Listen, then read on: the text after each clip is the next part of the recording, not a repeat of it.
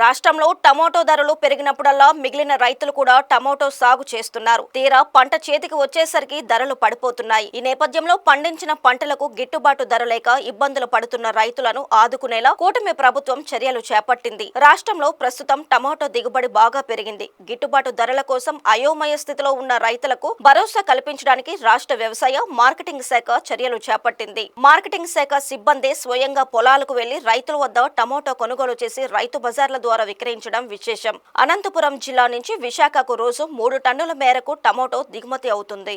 ప్రస్తుతం విశాఖలోని MVP colony Pedawaltair రైతు బజార్లలో ఆ టమాటాను కిలో 12 రూపాయల వంతున ఇక్కడ రైతుల ద్వారా వినియోగదారులకు విక్రయిస్తున్నారు. ఏటా ఈ సీజన్లో టమాటా, కాలీఫ్లవర్, క్యాబేజీ వంటి పంటల దిగుబడి ఎక్కువగా ఉంటుంది. ప్రస్తుతం రాత్రిపూట మంచు, ఉదయం ఎండ తీవ్రత ఎక్కువగా ఉండడంతో చేతికి వచ్చిన పంట త్వరగా పాడైపోతుంది.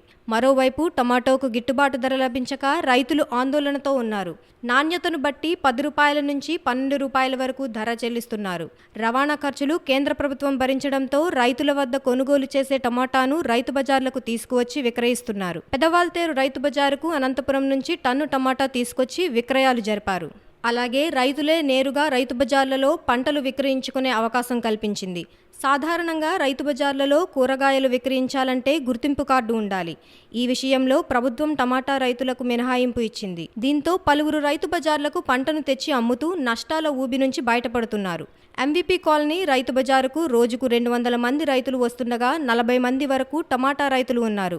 వీరు రోజుకు సుమారుగా 6,000 కిలోల సరుకు తీసుకొస్తున్నారు.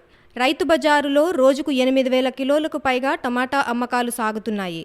జ్ఞానాపురం హోల్సేల్ వ్యాపారుల నుంచి కొనుగోళ్లు నిలుపుదల చేసి రైతుల నుంచి సేకరించిన టమాటాను నేరుగా వినియోగదారులకు విక్రయిస్తున్నారు.